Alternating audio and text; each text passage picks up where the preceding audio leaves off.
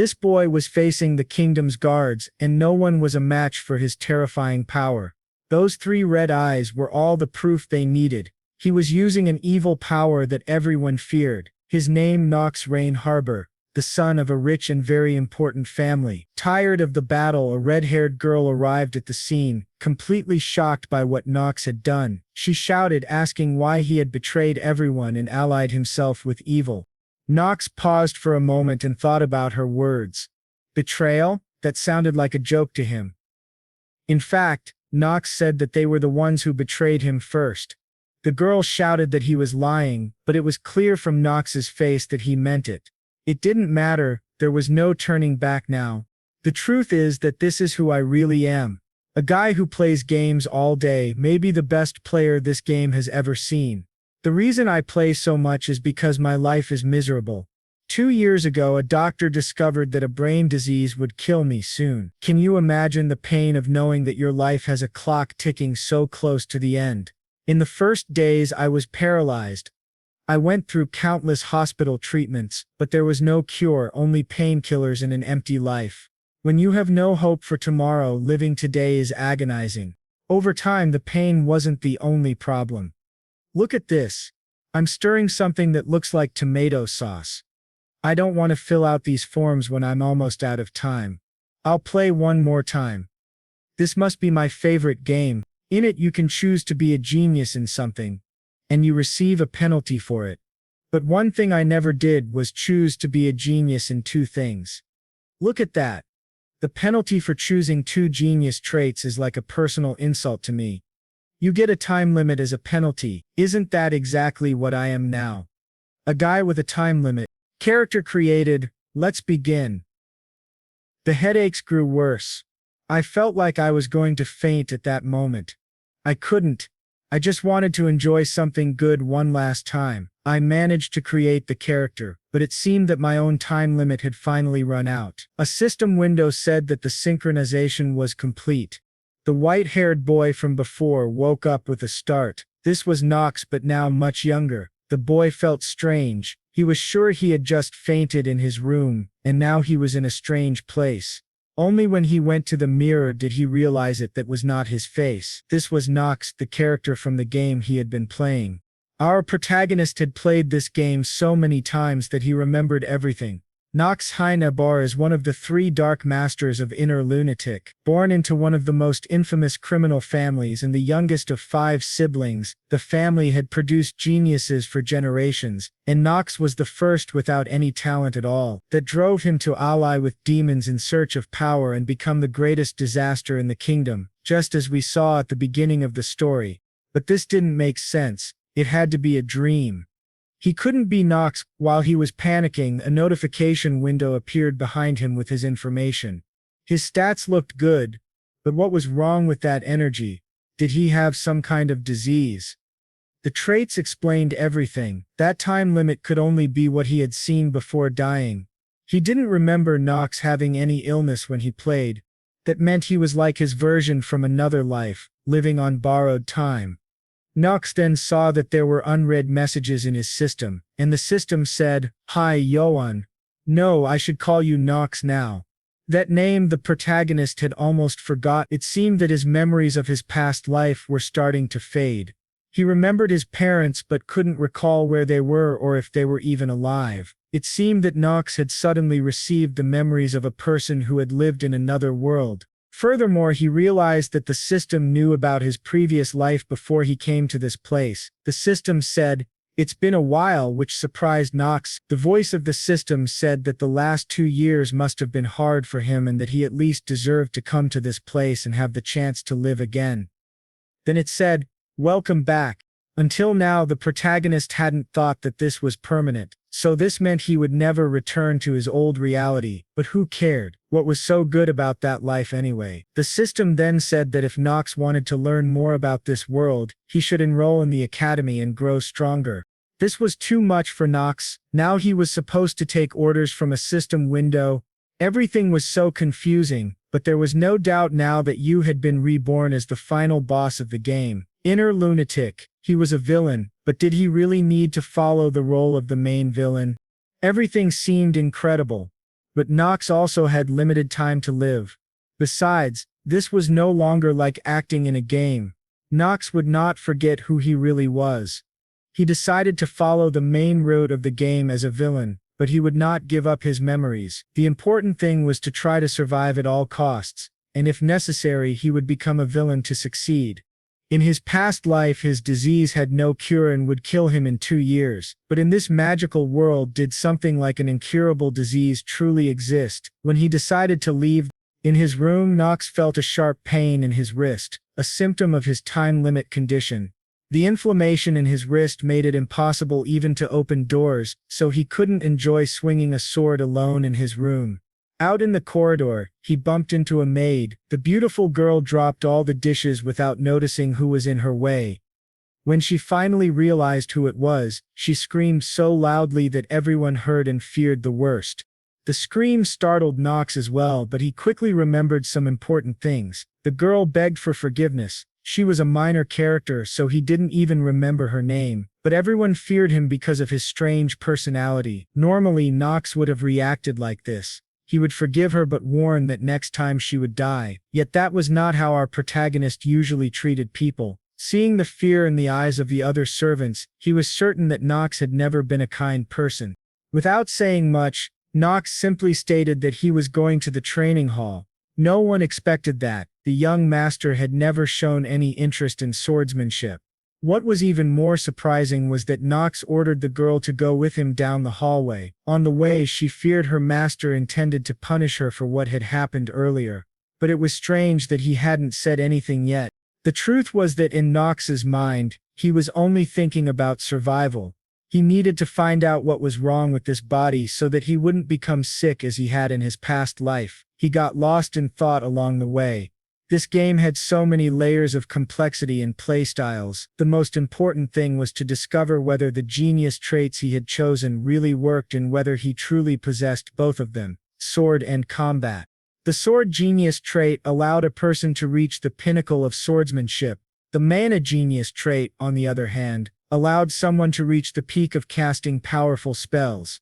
There were many other traits, but those were the two he had chosen. In the training hall, however, Knox's body was so weak that he could not swing a wooden sword more than a few times. What was the point of being a sword genius with a body as frail as that of a malnourished old man? 10 strikes were his limit. He was completely in trouble. This place had many weapons available, as expected from the Hine Harbor family. Several legendary warriors had been born and raised in this family. The head of the family even wielded the tyrant blade of darkness. An unmatched power. Knox lacked health, but time and money would not be a problem for him. His father didn't care how Knox spent his time, since he was the youngest and least talented child of the family. No one had any expectations of him. Just swinging the sword made Knox feel as if he would die a second time. The maid brought water and towels for him. She had never imagined she would see her master working hard at anything. Knox asked her to come closer. The girl feared for her life. Was this it? Was she about to be punished? Knox felt embarrassed. He wasn't the kind of person to do such things. She needed to listen carefully to his instructions. She was to buy everything he requested. She tried to say that it was beyond her means, but Knox asked if she wanted the punishment she had imagined earlier. The girl left thinking that he hadn't changed at all. Our protagonist was interrupted when the family butler Rodwell Nak arrived suddenly and caught him off guard. This man was his father's right-hand assistant. It made no sense for him to be here.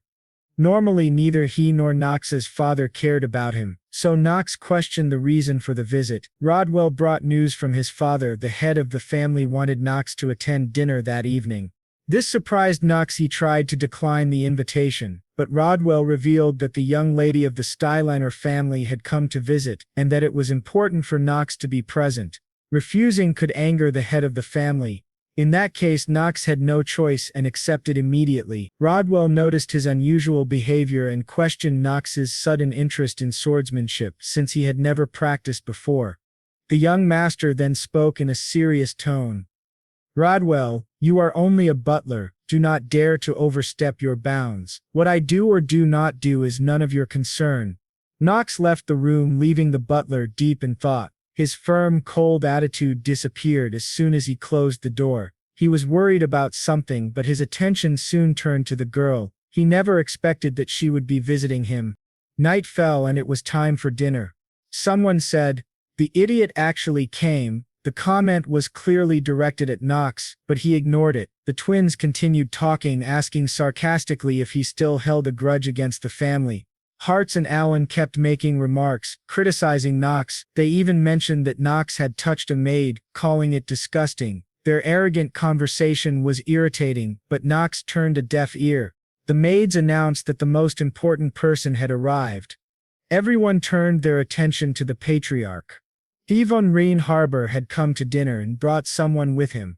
A long-haired, red-headed girl entered and greeted everyone. Talia von Stillner, dressed elegantly. Yvonne explained that the young lady had requested training for her knights and would be spending some time in the family's territory. The boys were excited by the presence of the young lady, but the girl's gaze seemed to go in only one direction.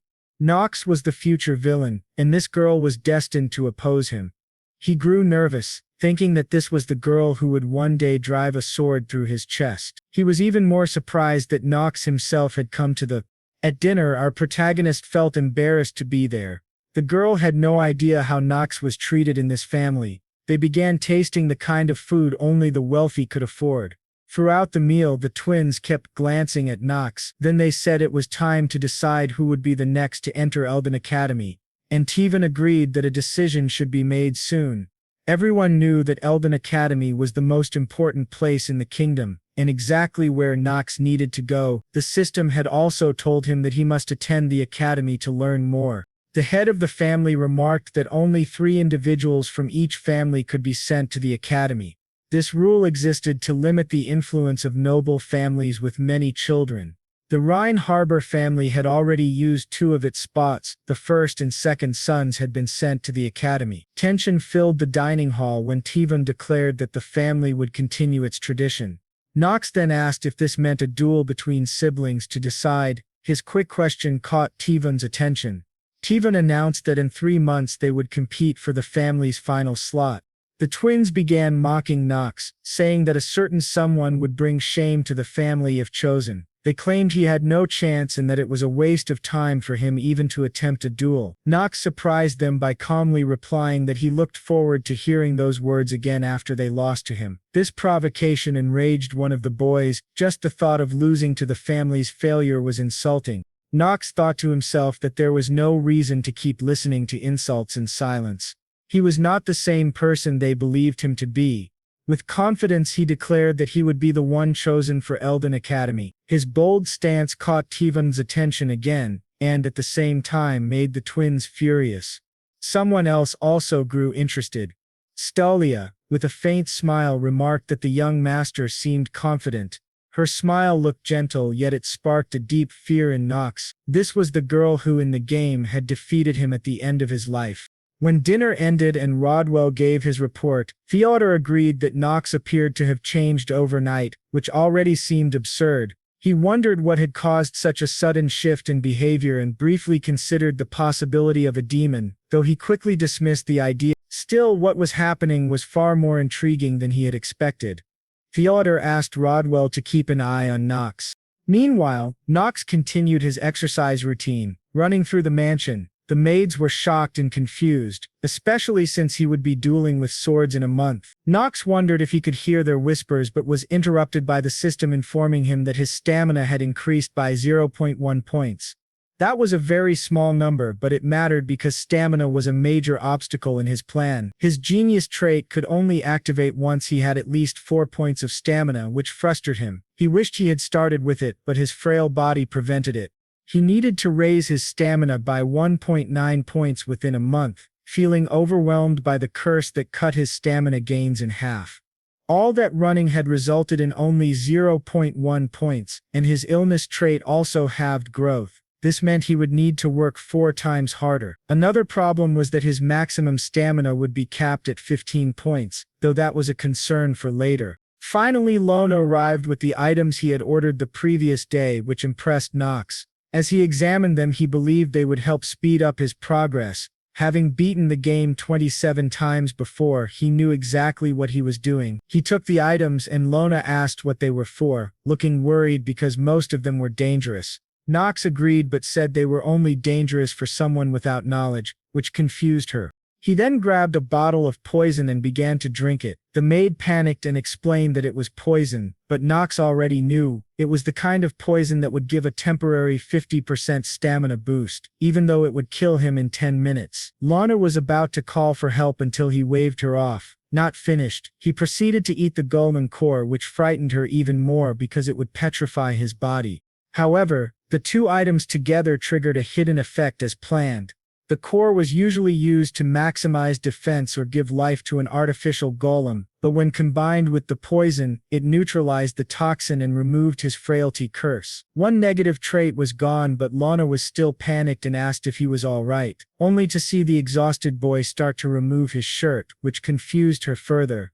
Knox stripped off his shirt, making Lona blush furiously as she watched him take another vial and pour spring water over his body. This neutralized the petrification from the golem core. The spring water and the core began to react with each other, creating an oddly pleasant sensation for the boy. Another hidden effect was activated, granting him a temporary blessing of growth that would boost his stamina gains until his stamina reached 5 points. The final touch was the scroll left on the cart. Knox grabbed it and tore it casually, doubling his stamina growth rate. Now the boy with violet eyes had broken the curse of frailty and taken other measures that would make his new stamina growth rate twice that of the average character. He felt proud of himself and clenched his fist, only to be knocked down by the maid, who began to cry and asked if he was all right.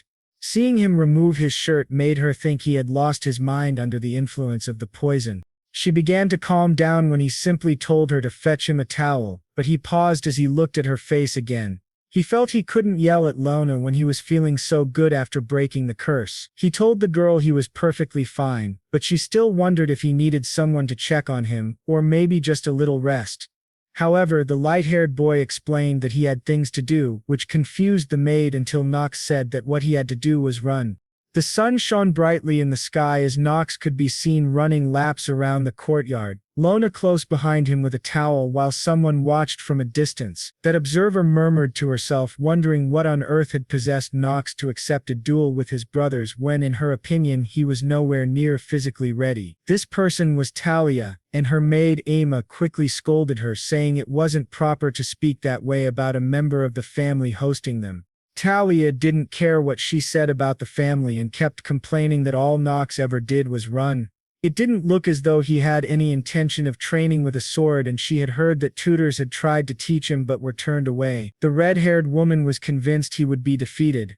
Still, she couldn't get him out of her mind. Despite her maid's confusion, she decided to go out and speak with him.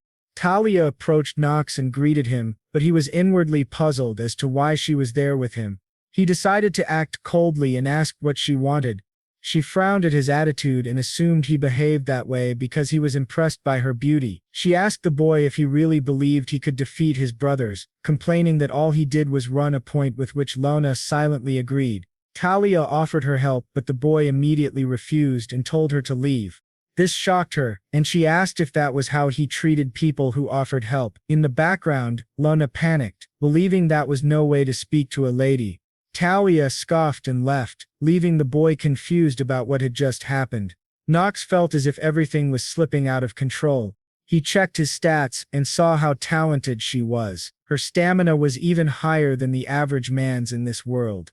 Even so, she was not on the level of the 3 Supremes or the 4 Sages, but she could still claim a place just below them and would be capable of killing several demons. Her element was fire, and once awakened it would ascend to white fire, giving her the power to burn a corrupted Knox into complete destruction. With that in mind, winning Talia as a friend was not an option. He didn't know how much it might disrupt the story. He only needed to find a way to survive while following the plot. After all, befriending his future killer was pointless. A month later, Talia walked down the hallway, remembering how some people were impressed with her true talent, which matched the reputation of the Stilner family. She didn't feel that way, however, because she felt inferior to her sister. She tightened her grip on her sword as she thought about losing to that woman. Talia wondered whether she would ever be good enough to be a knight. Knights had to be capable of living a frugal life without greed and, from time to time, sacrificing themselves for justice. They also had to master countless swords and techniques. The red-haired girl sighed and thought that Knox must believe running was enough to defeat his brothers, and she was certain he had no chance. The next day, the sun shone over the two brothers who stood in the training hall with everyone including Sela, Theodore's wife, watching. Theodore asked Rodwell how he thought the match would go, and the butler wasn't sure. An announcer explained the purpose of the duel and quickly began the fight, during which Knox's brother immediately raised his sword. When Knox's father asked Rodwell for his prediction, the butler explained that years of training put Alan in the commanding position, and the father agreed. His wife glared angrily, and Rodwell wondered whether Theodore was predicting a different outcome. It was true that Knox had changed, yet Rodwell didn't believe Knox could surpass Alan unless some outrageous circumstance occurred.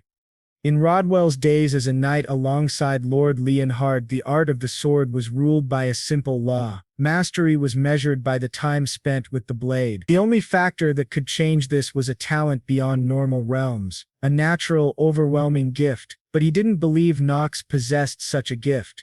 Theodore then spoke, saying it would be unwise to dismiss other possibilities, because as far as anyone knew, any of Theodore's children could possess a gift comparable to the three Supremes. Knox thought about how unlucky he was, even in this world. He remembered that his luck stat should be high, 7 points in fact. After all that running, however, the light-haired boy still hadn't raised his stamina to 4 points. With his growth blessing, Knox had reached 3.8 the day before and was almost at his goal. Even so, Lona was still running after him and asked if he was sure she needed to keep pace. He confirmed it and let slip his real intention. He wanted her to suffer with him. Then he teased that she had one more item to clean, which made her pout. He noted it with amusement and wondered if all this running might also increase her stamina. Checking her stats, he discovered that her number was higher than the average man's. After all his hard work, he was still weaker than a side character. Lona mentioned that the sun was about to set and reminded him of his duel the next day, making him gasp heavily and feel disappointed that he didn't have enough time. When the next day arrived just before the fight, Alan called out to Knox and suggested that he give up, calling him a disgrace to the family. Knox laughed at his brother's behavior, knowing Alan simply wanted to win, and Alan admitted as much, since he hoped to impress Talia. The light-haired boy glanced at the girl before checking Alan's stamina, frowning at the high number and feeling a flicker of worry.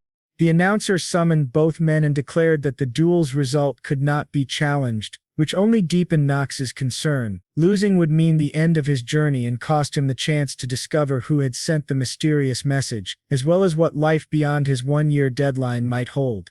He gripped his sword firmly as the duel began. Alan immediately made the first move, which Knox dodged, muttering under his breath as he slid back and trembled at the force of the second strike. Knox wondered what to do while Alan laughed and continued to press the attack. Suddenly, the system announced that his stamina had increased, making him smile and murmur to himself. Alan, confused, mocked him and kept attacking. Theodore's wife sneered at the scene, convinced that one of her other sons would attend the academy instead. As the duel continued, Theodore called the display pathetic, which made his wife smile. He added that perhaps they had set their expectations too high. Rodwell suggested stopping the duel for Knox's sake, while Theodore reflected on how talented Alan and Retz were even if neither matched their eldest brother. He wondered if he would have to accept that none of his sons possessed the temperament to dominate the world. Knox refused to yield, and Theodore sighed before rising from his chair to end the duel. But then it happened. Knox felt power surge through him as a new ability activated. Alan asked if his brother had lost, but Knox triggered a skill that seemed to slow time itself. A wise person, whose name Knox couldn't remember, had once said that a genius and an ordinary man experience time differently. That was exactly what Knox felt in that moment. Everything moved in slow motion. Although this didn't instantly perfect his sword control, he was no longer held back by his former limitations. With a swift upward swing of his blade, the duel shifted. Alan's sword was wrenched from his grasp. the sudden motion making the older brother flinch as the outcome became obvious. The weapon clattered to the ground, and Alan clutched his hand, staring as Knox looked down with a cold expression. Yet Knox knew this was not the end. He understood that the skill's effect would last only 5 minutes. He wondered how best to finish everything. With quiet confidence, he told his brother that his pace was too slow and that he would end this quickly. He wanted everyone to come at him at once. Turning to his father, Knox asked for permission to face both of his brothers simultaneously. Fyodor was surprised. While Talia wondered what had gotten into the boy, Fyodor's curiosity was piqued. Despite Sela's protests, he gave his approval. The twins drew their swords as Knox kept a steady smile watching them advance while staying fully on guard. Alan told Retz to corner him, but Retz snapped at him to be quiet. Knox's hidden effect activated again, and he instinctively knew how to block every attack, slipping past their strikes and countering with blows to their shoulders. Talia watched, mouth agape, as Knox once thought the disgrace of the family dominated two of his brothers at once. The twins exchanged glances, but Knox warned them not to take their eyes off their opponent before spinning his blade in a tight arc. Another frenzied exchange followed, and Knox began to feel as if the burden of survival no longer prevented him from truly enjoying the art of swordplay. Everyone stared in shock as the twins gritted their teeth and shouted that this situation was impossible. Within seconds, both Alan and Retz were on the ground. They looked up with expressions of shock and disbelief, realizing they had finally lost the match. That was also when the system informed Knox that his moment of genius effect had ended. Knox turned to the announcer and said he believed the duel was over, and the announcer, with a nervous stammer and a grimace, confirmed it. The winner was Knox. The twins cursed under their breath, their bodies trembling as their arms dropped to their sides and their weapons clattered to the ground. The blades rang against the stone tiles, and Fyodor smiled at his youngest son, who returned the gesture with an exhausted look. Knox bowed to the audience in thanks before heading toward the exit. Before he could leave, Talia hurried over, believing this was her chance to speak with him, and stepped in front of him. The sun was beginning to set, and Knox was panting and twisting slightly, realizing that drops of blood were slipping from his mouth. This confused him at first, but then he understood it was because he had exceeded the time limit. The effect carried a colossal drawback. Using it for more than 5 minutes triggered a debuff. The debuff reduced his remaining lifespan by 2 days and 17 hours. The slow erosion of his life and strength was the worst penalty he could face right now. He now had less than a year to accomplish his goals. Thankfully, the side effect had not manifested in the arena itself, otherwise people might have begun questioning whether he was even fit to attend the academy. A voice called his name. Knox turned to see Talia's worried expression as she asked if he was hurt. She wondered aloud whether he had injured himself during the duel, making him frown and curse softly. Panic tightened his chest. Of all people, why did Talia have to come over and involve herself? Telling Fyodor about these side effects would only make things worse. Knox opened his mouth to speak, only for the girl to interrupt, asking if he had really beaten his brothers under such conditions. Her words puzzled him. Talia's cheeks flushed with embarrassment and guilt for misjudging him. She confessed that she had been watching him for a month and had never once seen him train seriously with a sword. The most she had heard was that he had swung a wooden blade a few times on his first day. How then had he defeated his brothers? The question led her to believe Knox was hiding a natural talent.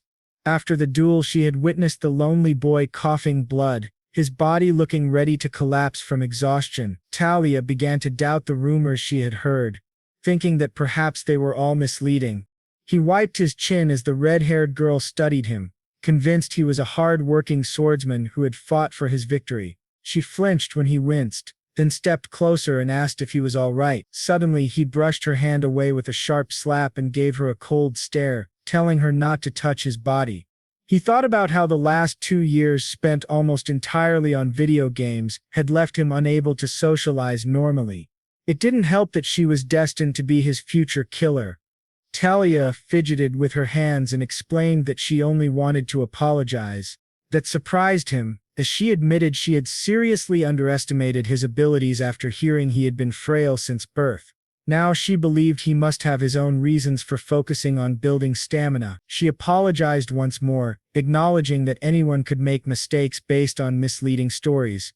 Knox wondered how he should respond, and noticed how modest the girl was, just as she had been in the game, a fact that surprised him, considering she was a duke's daughter. He turned away and asked her for a favor to tell no one about the bleeding she had witnessed. Without hesitation she promised, allowing him to walk away without further worry. But this would not be the last time he saw her. Time passed, and Theodore began to feel his intuition was justified. He asked Rodwell what he thought of Knox. The butler couldn't understand why the boy had been so passive at first, but he believed Knox had reached a stage that none of his brothers had achieved at his age. Theodore shared that opinion but suspected they had only seen a fraction of his son's abilities. He instructed Rodwell to continue keeping a close watch on the boy. Rodwell agreed, and Theodore wondered whether Knox might possess enough talent to inherit as the true heir. Clenching his fist, he told Odwell that the coming report would be of utmost importance. As Theodore himself seemed to have little time left, the butler bowed deeply and promised to do his best. Night fell, and Knox received a notification that he had completed a tutorial mission, though this no longer felt like a game to him despite the lingering system features. His reward for victory was 3 attribute points, and he sighed at the thought that it had taken an entire month just to gain 2 points before this. Even so, he studied his statistics and debated where to allocate them. He ultimately decided to invest all 3 in luck. The simple reason was that during his time playing the game, luck had always proven to be the most important stat. Now he could test its benefits immediately. The system also mentioned that new rewards were available, including a random skill scroll and the chance to cast a unique ability, which stirred genuine excitement within him. As soon as he summoned the dispenser, which looked a little strange in person, Knox flipped the switch and waited, expecting to receive a normal grade scroll since his luck was higher. He nervously swallowed, recalling the colors of the different scrolls. A sphere dropped from the dispenser and burst open in a bright flash, revealing a golden scroll. Thrilled, he opened it immediately. He then used the summoner skill and knew exactly which ability to conjure to help him gather the mansion's hidden treasures. This skill would prove indispensable. Soon, however, Theodore would call his children so the conjuring could wait. The scroll revealed a skill that gave opponents with fewer points a 20% disadvantage against him, reminding Knox why he had loved the game so much. He looked out another window and remembered that Green, the second oldest son, would soon be returning to the mansion. His graduation had been some time ago, and he was coming back from night training. For now, Knox decided to rest. He believed Talia would no longer cause trouble, trusting that she would keep her promise and therefore had no reason to bother him again. The next day, however, Knox was quickly proven wrong when he saw the girl walking toward him. He asked what she wanted and she murmured something unintelligible, forcing him to ask again. This time she asked whether he could teach her how to progress as quickly as he had. Talia wanted to improve as fast as Knox, so she pleaded for his guidance. Knox began to sweat as he walked past her, asking if she truly hadn't figured out the secret after an entire month of watching him. Her face flushed with embarrassment as she tried to deny the accusation. She ran after him, begging him to duel her, or at least to share some of his methods. The purple-eyed boy remembered that Talia longed for her sister's approval and probably sought the same from him after his earlier display. He turned, pretending to think, and told her that before asking others, she should first ask herself what she already possessed. Knox paused, unsure what else to say, but added that she needed to stop comparing herself to others. He then dashed off without another word, leaving the red-haired girl stunned and blushing, wondering if that was truly all he had to offer.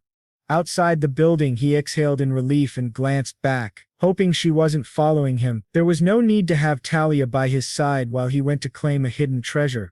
That treasure lay in the Linhaba mansion, where his father and brothers awaited his arrival. Knox was amazed when he first saw the family's horse farm in person, having heard it was among the 3 finest on the continent. Rodwell bowed to Theodore, and his father announced that they were gathered to choose a lifelong companion horse. Knox swallowed hard, realizing the moment had finally come.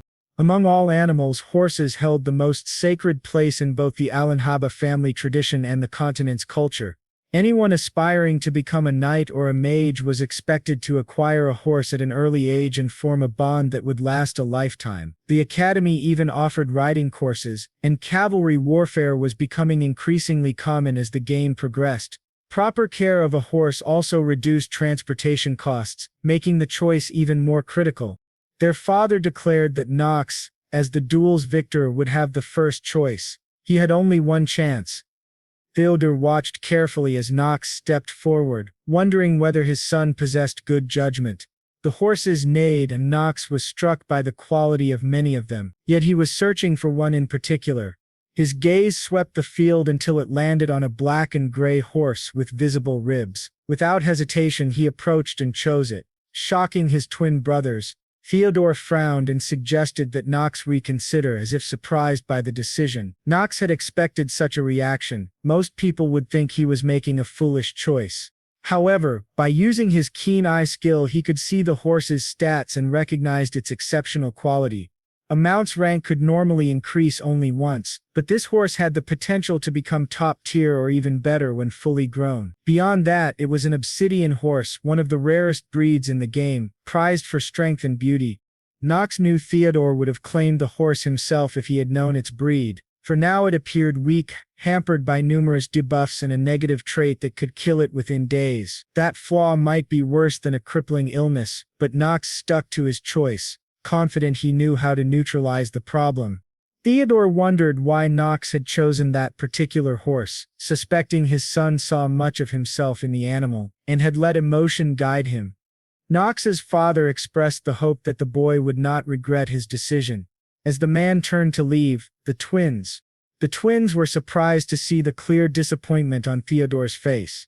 Rudwell then approached Knox, reminding him that the horse still needed a name.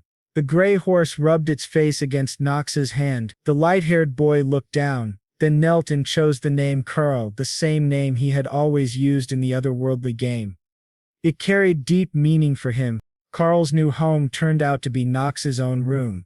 Humming thoughtfully, Knox knew he needed to keep his next move secret from everyone. Keeping the horse in his room was the best way to do that. The horse stared into his eyes as if to say it could not simply give up on life. That feeling resonated with Knox, as they both clung to any small chance they had.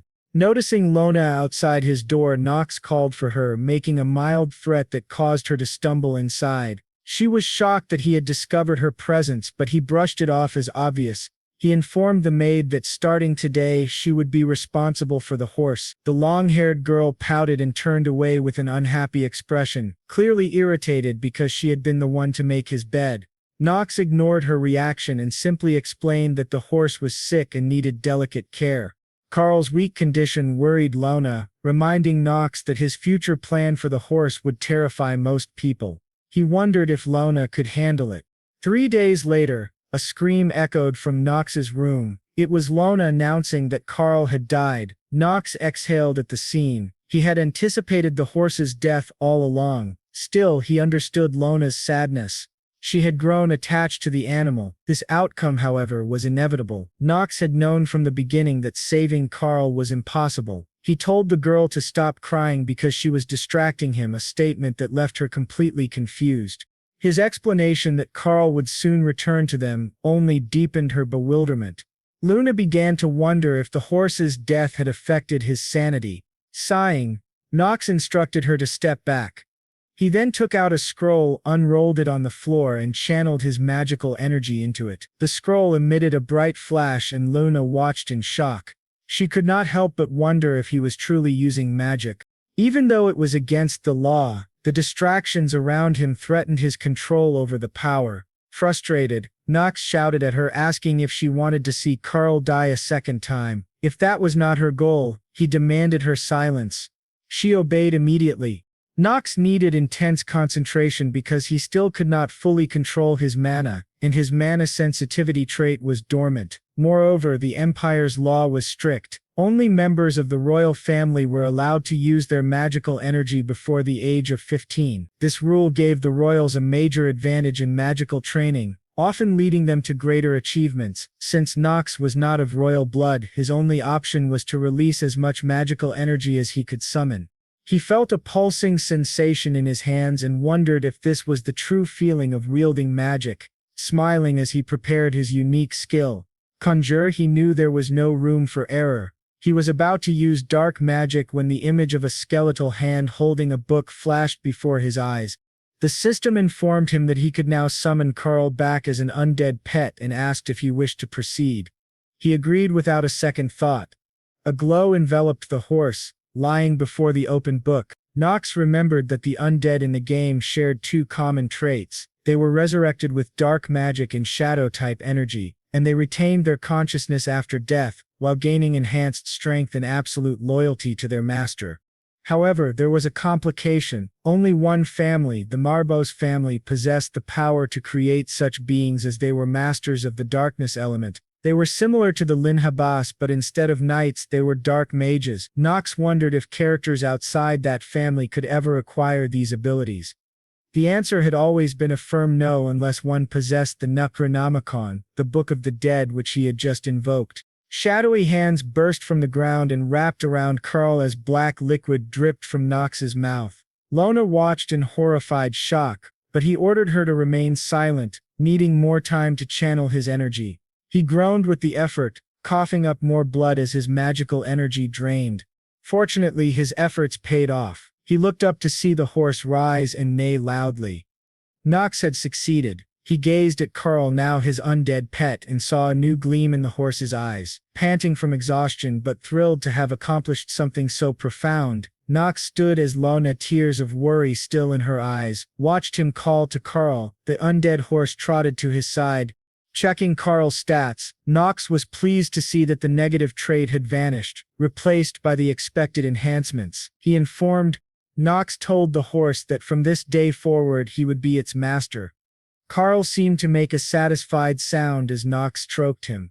Both boy and horse were startled when Lana suddenly hugged them. Knox was confused as she began to cry, overwhelmed with worry after seeing him cough blood and already distressed about Carl. The horse snorted and pulled away from Lona, apparently offended, which was surprising since she had been the one caring for him. While she started scolding the horse, Knox's thoughts shifted to his next objective, the search for the mansion's hidden treasure. A few nights later, Knox left his room, passed through the stables and headed toward a forest. He carried a few items, relieved to find the paths exactly as he remembered from the game. He tucked the items away, thinking about the second hidden treasure located in the woods. Failing to find it would mean he would not die. It was the key to slowing the progress of the illness that limited his life. A rustling in the bushes put him on high alert, but he quickly told himself he was just nervous. Still, he could not shake the feeling that this was no longer just a game. He looked at a wooden sign warning people to stay away. It declared this was the Forest of Lost Children, a place where people wandered and died. Knox entered the forest, and the system notified him that failing to complete this stage would result in his death. A breeze stirred the leaves as the light-haired boy moved through the tall grass. He remembered the details of this forest well. It was strictly forbidden because of its total darkness and the thick fog that could disorient even the most skilled individuals. The name was fitting. Anyone who entered was practically lost. It was important to remember that it was the Forest of Children Lost. This meant adult characters gained no reward for clearing the monsters inside, and the creatures became several times more hostile toward adults. Knox had learned that lesson the hard way while playing. In terms of difficulty, the forest ranked at least 2.5 out of 5 stars. Back in his old world, he hadn't cared about the reward, but now it was exactly what a dying man needed. He ventured deeper and lit a torch, watching the flame flicker brightly. The trick to navigating the forest was to watch the direction of the smoke and then walk the opposite way. Knox was about to do exactly that when he decided to deal with something else first. He called out to the person hiding in the bushes. Silence was the only answer. Sighing, the boy drew his blade and slashed through the brush, followed by a scream that echoed through the forest. Before this, Tia had been surprised that Knox was unimpressed by her beauty. The situation had left her confused. Emma had begged the red-haired girl to stop following Knox, worried she would be blamed. Talia, however, was not concerned. Later that night, Emma walked the halls, still uneasy. knowing that Talia possessed talents much like her sisters. With a sigh, Emma went to check on the red-haired girl, only to find her room empty. Panic and confusion seized the maid. Before she could process what had happened or wake the household, the leaves in the forest rustled again. Talia sat on the ground with an embarrassed expression as Knox stared at her in perplexity. She greeted him and was about to explain her presence when another rustle made him pull her behind him, just as something emerged from the bushes. It was a gray wolf. Talia was shocked to find gray wolves living in a forest so close to the mansion. She swallowed hard, realizing she had no real weapon to defend herself. The wolf growled and stepped closer before letting out a howl, undoubtedly calling its pack. More howls answered in the distance. The wolf growled again, but Knox merely smiled, lunging forward and slashing the creature across the chest.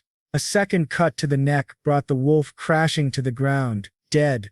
The girl stared in astonishment at the boy, now splattered with blood on his face and clothes. He again asked why she was following him, which made Talia blush and invent an obvious lie. Knox had no patience for it, and threatened to leave her there if she didn't tell the truth. His bluntness shocked her and she grabbed his wrist, starting a halting explanation. It wasn't a complete lie, but she wasn't getting to the point. Knox sighed inwardly, realizing that Talia was overestimating his abilities. Surprisingly, he felt no resentment toward her. He was also amazed that a girl could be so reckless as to follow someone into the forest in the middle of the night. Still, he decided to let her stay, since he couldn't simply abandon a main character in the woods. However, he made one thing clear: he was not helping her. He was only keeping her alive to avoid a feud between their families.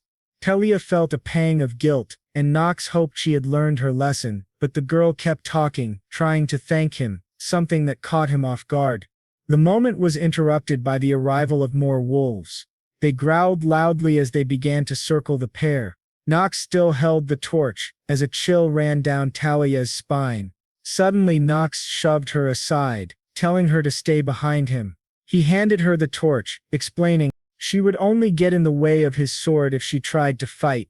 Things were not going as planned, so Knox needed to focus. This forest was part of the prologue, not the main story. That meant there would be no stage boss. One less thing to worry about. However, there would still be an elite monster, just one step below a boss, and it was likely to be an elite gray wolf. The wolves continued to growl before attacking. Knox knew that simply identifying the threat would not make things any easier. He slashed at the wolves that approached, feeling as if he were constantly living on the edge. Another wolf leapt at him from above. It was time to set aside his pride and face the challenge, just as he used to do in the other world. Gripping his sword tightly, he tried to remember his mantra. Once it came to him, he cut down more wolves and exhaled in relief. Talia watched in admiration, convinced that Knox was not even fighting at full strength and wondering if he had hunted wolves before. His earlier words echoed in her mind, making her think he considered her sword skills inadequate. The wolves kept howling while Knox held his ground, knowing what was coming. He heard a rustle in the grass as a much larger animal emerged into the clearing, the elite gray wolf. Back at the mansion, servants carrying torches searched for Talia. They found footprints leading into the forest, which they assumed belonged to Knox and Talia. A wave of fear swept over the servants who knew the horrors of that place. Emma collapsed in worry, insisting that they had to follow. Rodwell immediately stopped her, saying they could not, which confused the maid. He explained that this was a forest even the Lianba family had never conquered. For the family, the forest was a symbol of shame. Admitting that an area within their own property remained unexplored was like publicly declaring their incompetence. What the Lianabas did not know was that only children who had not yet reached adulthood could truly succeed in the forest. Rodwell wondered why Knox had entered, noting the cautious nature of the footsteps which showed no signs of struggle or kidnapping. That meant Knox had walked into the forest willingly. He clenched his fists, no longer able to deny that Knox had truly changed. His old self was gone. He told the others there was only one way for them to return. Knox would have to find his own way back. Emma, tears still in her eyes, listened to the distant howls of the wolves, which only heightened her fear. She felt as though she had allowed Talia to walk to her death. The red-haired girl seemed to draw a dagger from her ankle, and Knox quickly noticed that fear had not destroyed her focus. He reminded her to stay out of the fight to conserve her strength, and to run as soon as they were attacked. Knox knew this was not the time for a life-or-death lecture with an elite gray wolf nearby, but he wanted the girl to remain alert and was glad she stayed vigilant. Still, he could not trust her to guard his back yet. Because of that, Knox activated his ability to slow time, intending to defeat the elite wolf with a single strike. The wolf seemed to mock him as it crouched, making Knox realize its plan. At that moment the other wolves charged. Knox dealt with them easily, but they suddenly stopped, which puzzled him. Then he saw the elite wolf rise and growl. Several wolves ran forward and leapt toward him. He tried to focus on a few, but he could not counter all four at once. One stayed behind him growling as it lunged. The light-haired boy spun around just in time to see the wolf stabbed in the throat with a dagger. He realized the strike came from Talia, who shouted for him to be careful. He looked up and saw the red-haired girl in the trees. She knew he had told her to run, but she simply could not. The boy was surprised to see that Talia was truly helping him. Talia called out to the light-haired boy asking if he was all right and hoping he had not been hurt in the near attack. Knox was startled by the girl's determination, but his thoughts were interrupted by a growl. He turned and cut down two more wolves. He assured her he was fine, which made her sigh in relief, though he could not help feeling that he must look pathetic. Knox exhaled, then realized his body was trembling. The side effects of using his abilities for too long were already showing. It was frustrating, especially at such a critical moment, because something was now rising from the ground. It was the elite wolf. The boy with violet eyes smiled, tightening his grip on his sword as he watched the elite wolf circle him. Suddenly it lunged, surprising Knox as it rushed past and darted back into the forest, leaving him completely confused. Silence settled over the clearing as the boy tried to understand what had just happened, until he heard a rustle. He turned, but it was too late. The elite wolf streaked past him again, leaving a deep gash in his side. Talia looked on in alarm, calling out to Knox as the wolf retreated once more into the forest, leaving the boy silent as he clutched his shoulder. He clenched his teeth, sensing that this attack in the forest had gone entirely wrong, even though it had been his own decision to enter. It was his own doing. It was a logical feeling, as real life was very different from a video game.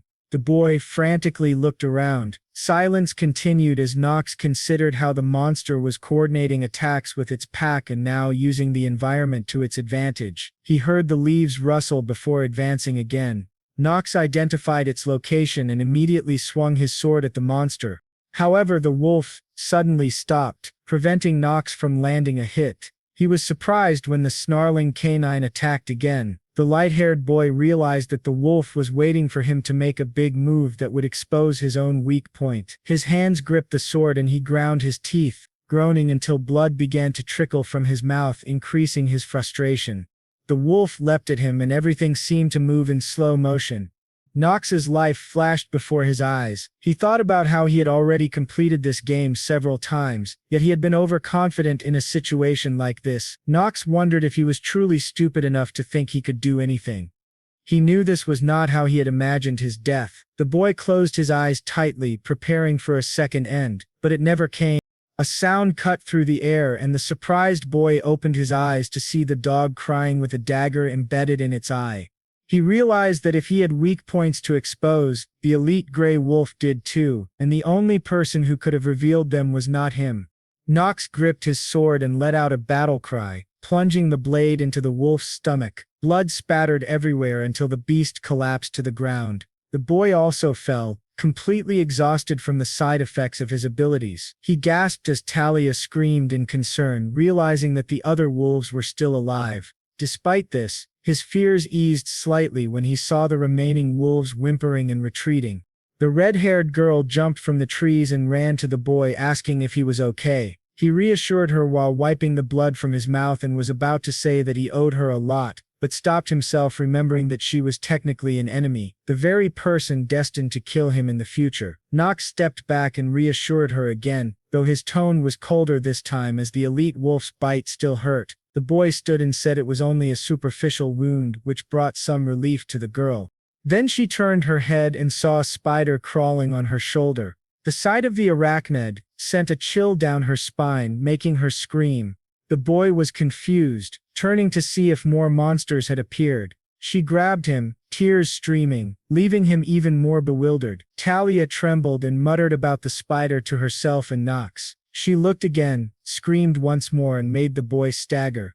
Knox sighed and laughed at the fact that the red-haired girl was afraid of spiders. He moved her aside, saying that she should not have followed him into a forest if she was so afraid. Talia asked if he really was not scared of them, but Knox responded by asking if any knight would fear spiders. This embarrassed the girl and she tried to defend herself. With her out of the way, he finally felt he could breathe, but then Knox began groaning again, which worried Talia. He tried to tell her it was none of her concern.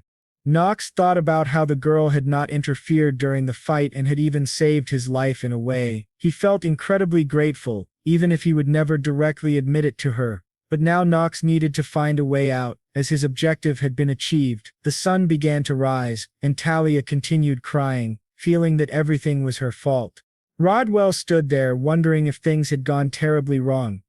Talia's disappearance could easily escalate into a dispute between their families, and that would not be the only consequence. There were other reports of children from the mansion disappearing into the forest, which would make the family's incompetence a matter of public debate.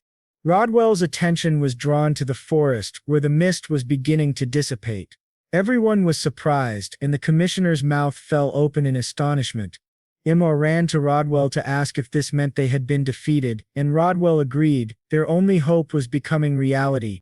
Emma's eyes filled with tears of hope as she saw Knox and Talia emerging from the forest. The other servants began to wonder if Knox had truly succeeded. Rodwell could not organize his thoughts, but one thing became clear. The succession of the Lee family leadership would not be peaceful.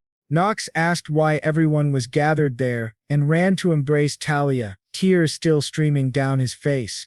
The commissioner explained the situation, and Knox seemed surprised that everyone was so concerned about the family's black sheep disappearing. Then the boy turned to see Emma grab Talia, lifting the girl with an angry expression and saying that she would recite the codes of conduct. Talia panicked and tried to apologizing, but Emma continued, saying that the head of the Steiner family would give the lesson. Knox was surprised to see that the maid was so strong. Emma expressed her gratitude to Knox, to which the boy replied that he had not intended for Talia to follow him, but added that she had proven herself capable and did not deserve a punishment that was too harsh. This caught Talia off guard. Later they returned to the mansion, where Knox began to remove his blood-stained clothes. He was still surprised by the crowd waiting for him, but none of that mattered now.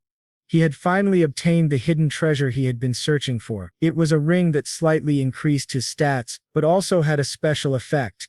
It allowed the wearer to absorb small fractions of an opponent's lifespan upon defeating them. The stronger the opponent, the more life the wearer could take. This was the only artifact of its kind. Of course, the ring alone could not save him from death. It was not as if he could prolong his life indefinitely, as the description specified that it only absorbed small amounts. Still, it gave him hope. He put it on knowing it was better than nothing. He could feel his stats rising slightly. He called for Lona knowing she was outside. The maid asked if he could see through things, to which he replied, maybe. This made Lona embarrassed, thinking he might see beneath her clothes. Knox lightly tapped her head and the girl wondered if he had grown stronger as he rubbed the spot. Changing the subject, he told her that they would have an arm wrestling match. She seemed confident as she agreed to his terms. He would increase her salary if she won and decrease it if she lost.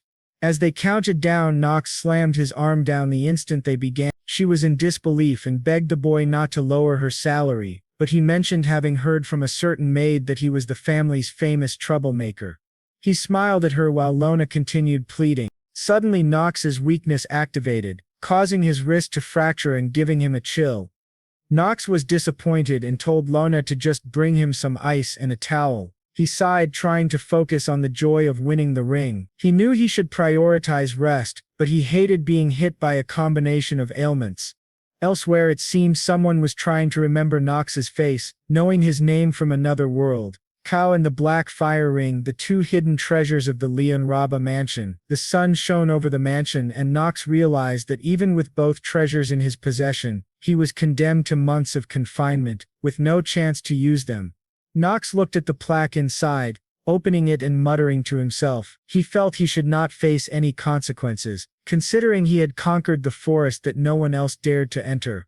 He asked Lana if she agreed, turning to the maid, who seemed excited to say anything. Knox remembered that his salary could also be reduced for not keeping her happy. She quickly and nervously agreed, while the boy collapsed on the sofa.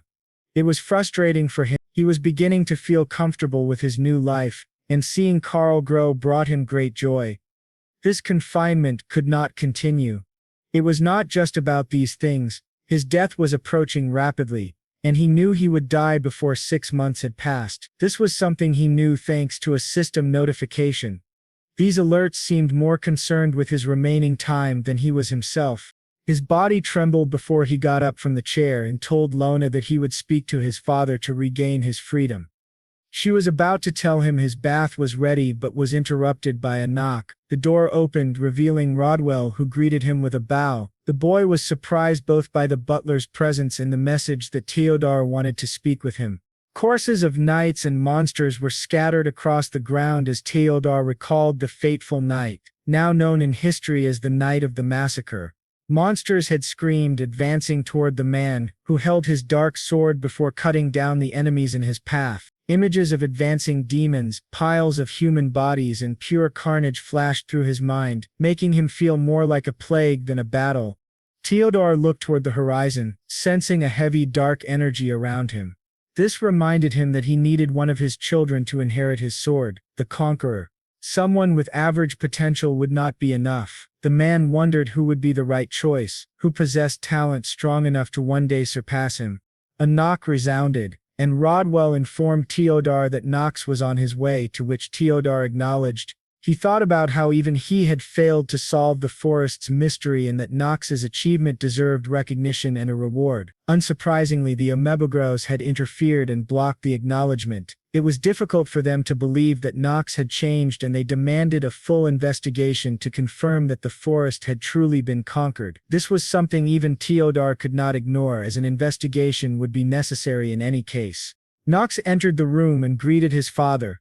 Teodor mentioned the boy's past wrongdoings, likely referring to the time before his reincarnation, of which Knox was fully aware. Regardless, Teodor